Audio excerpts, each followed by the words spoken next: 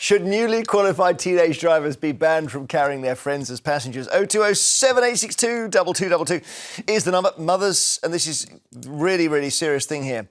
Mothers of young car crash victims, there they are, Downing Street, delivered a petition with 100,000 signatures on to Downing Street because they want stricter laws. You can imagine how they've suffered. They want to prevent newly qualified drivers from carrying passengers aged 25 or under, unaccompanied, for the first 6 months after they pass or until they turn 20. And obviously it's by arrangement. This guy will know that they're coming and he receives the petition. And either they stay outside for a photo, which is all, as I say, by agreement, or they might go in and talk to someone. Under the proposals they're suggesting, you can see how emotional this is. Rule breakers would have their licence suspended and be forced to retake their test. Leading the campaign is Crystal Owen. Her 17-year-old son, Harvey, died along with 3 teenage friends when the car he was riding in crashed in North Wales in November 2023. And here she is speaking to 5 News. There's a proven solution that in other countries has saved up to 40% of lives. And our argument is that, at 17, they're not able to buy alcohol, yet they're able to one day not be able to drive, pass their test, and then immediately be able to drive on any roads with a car full of passengers, which they know they are more likely to crash with. It's just a safety measure. It's not there to restrict them. I must talk to Carolyn about this because you lost your son, Martin, in a road crash in 1989. Mm-hmm. It wasn't these circumstances, no. Was it, crucially? Martin was run over. He was crossing the road and he was run over. And I actually met some of these families and I've told them my story. And what I did was a conscious decision not to know the person responsible, so that I wouldn't spend the rest of my life wondering if that was the person, if I heard a name. And so I know nothing, and that suits me fine. But I do understand why they want to know more. And it's a terrible thing. You have to try to live with the loss, and you have to try to rationalise what you can do to make it better for other people going forward. We've all got a way of doing that. With me, it was a children's funeral fund. I couldn't have done anything like this because it was just too painful for me to talk about. But I do empathise with these families. My heart breaks for them. In fact, I met one of the families in my surgery about a fortnight ago, and I ended up crying. I bet. And they ended up hugging me.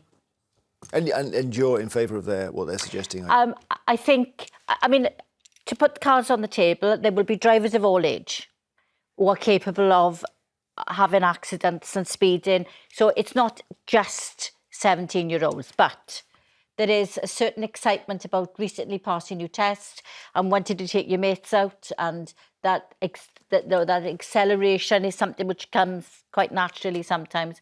I totally understand, and I will be, and I am supporting their campaign to get some kind of safety measures put into place to try to prevent accidents like this happening in the future. Albie.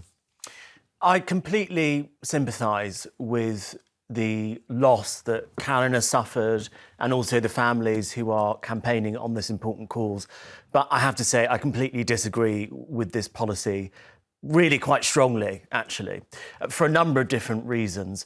The first reason is actually the most dangerous group of drivers are the over 80s. But actually we have a conversation about dangerous drivers and it's almost exclusively we discuss younger drivers when actually people who are over the age of 80 are responsible for more accidents proportionally. Now, there are more younger drivers than there are older drivers, but the point is, if we're talking about dangerous drivers in a way which isn't going to be focusing on one section of the population, why do we only ever talk about young dangerous drivers and not older dangerous drivers? I find those statistics amazing because I do see bad 80-year-old drivers, but they tend to be just going very slowly. Yeah.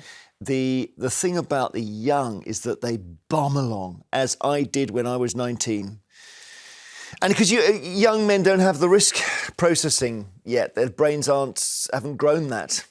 If that's I don't know. If that's the argument, if the argument is that your brain hasn't fully developed until the age of 25, then say you shouldn't be able to drive a car until 25. Maybe. But that's not what we're arguing. And just on the point about older drivers, before my grandfather stopped driving, he was involved in a couple of crashes. It doesn't matter if you're driving fast or slow. If you're involved in some sort of accident, that's a very bad thing. Go on, Carolyn, before you... Just to be clear about this campaign, they're not saying that people at 17 shouldn't be able to drive. I know. They're saying that there should be a system whereby there is a number plate which indicates that they are graduate drivers, so that people are aware that they're on the road and they are new on the road, that they shouldn't be able to carry passengers under 25. I disagree with that. And that issue for me is... I disagree with that. You egg each other on. We've had a call from Crystal, who we saw just then, who is one of the mums who went down Downing Street. Crystal in Shropshire, hello. Hi. Did you get a chance to chat to Carolyn about this then? And it wasn't Crystal. It wasn't Crystal, OK. So you were in Downing Street yesterday? Yes, I was, yes. I handed the petition in. Did that help you feel there was progress? I feel there's progress, yeah, because I do feel the public's opinions are changing on it the more they understand that, and that's our argument. We do believe that if people fully looked into it, understand the reasons why it works and understand the exemptions, etc., that would make it less restrictive on their mobility, I think more and more people would sign. So, yes, it was promising. And the crash that killed your son was a major national news event, so we all followed it. I'm not clear what they think in the end caused it to happen. So the coroner ruled that it was avoidable, and it was, the driving of Hugo Morris was, what caused the crash, because down to inexperience. Because obviously it was a rural road. Many young people are not used to driving on these roads, so it's inexperience to do with driving too fast for the bend. They don't think he was driving excessively for that road, but again, it comes down to inexperience. And so the coroner ruled that if graduated licences are not put in place, more and more of these deaths will continue. And I'm not the only family that's had preventing future deaths report for this reason. Well, thank you, Crystal, very much for watching and getting in touch. We do appreciate it. And Jeremy, can I just yes, say to Crystal, Carolyn. I'm more than happy to help and support your campaign, Crystal. So Holly knows how to get hold of me, and I would really welcome an opportunity to help you. Thank you so much. I really appreciate that. Thanks, Crystal. Thank you. Take care. Khalid in London, what do you think? Morning, everybody. I agree with the lady on the panel. Sorry, I can't remember her name. Yeah. But as I said to your researchers, I think this requirement should be extended to also include drug driving, because I think a lot of youngsters between the age of 18 to 24 and even probably 30 are quite intoxicated with the herbal cigarette. So I think if you added back onto it random drug testing as well. But that's illegal anyway, right? That's already illegal. It's illegal There's anyway. a licence for that. But I mean, what you're saying suggests the law doesn't control it, because if it's already illegal but it's happening, then the law is the problem. I mean, it may be the answer is you have to have some sort of advertising campaign where you say if you get in a car with a 19-year-old, you're asking for trouble or something. I don't know.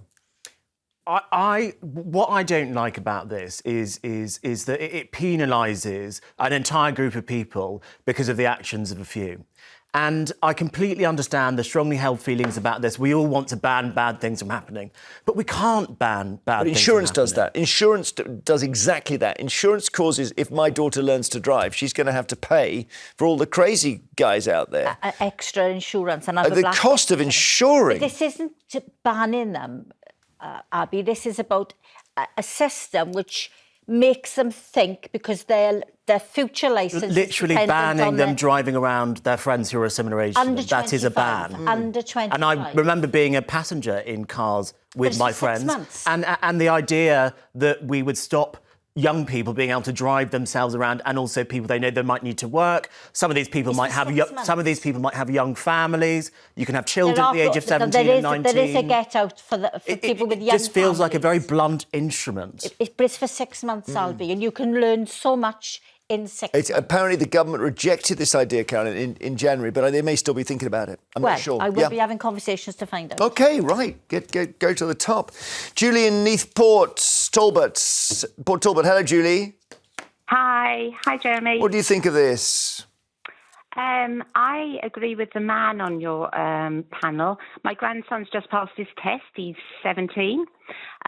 He picked up my other grandson, who was 13, to meet us for lunch. Wow. I was really nervous, I bet. really nervous. Two precious people in the car. I thought we were royalty. Totally.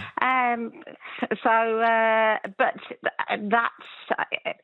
You instill in them the safety. He's got a P on his car to show he's just passed his test. But you have bad drivers, all ages, and it's just he's passed his test, and it's instilling good practice. And he's paid £3,000 for his insurance. Yeah, I mean, I guess that I hope it all went well, and it sounds rather lovely having them appear at the restaurant, and the 13-year-old gets out of the car driven by the 17-year-old. Yes. And of course, part of the sort of advanced drivers know that the likely crash is caused by another driver, and it's predicting erratic driving is what you've got to do, and that can take years to develop that skill. So, yeah, I hope he stays safe, Julian. Thank you. Stephen in Hampshire, hi. Oh, hello, Jeremy, mate. All right, mate. What do you think? Well, I'm just a bit confused about, 13 to 19. Yeah, it's a teen, isn't it, really? So how can you, be driving and drinking when you're still a teenager from 13 to 19 when you really should be driving when you're 21 or 20? Well, there's a lot there. You can't be drinking and driving. That's against the law. But you can drive a 17-year-old can drive a 13-year-old around. And that's the worry, that you've got two precious young lives in there and an experienced driver. 19, it's all in the teen, isn't it, really? OK, were you a boy racer yourself? No, not really, but I like your shirt. You just got out of bed in the morning, have you, Jeremy? I see you're kind of searching for a joke, and it hasn't. Should we give it a bit more time? Or thanks, Stephen. Later, it's the papers and everything else. Whether we should stop.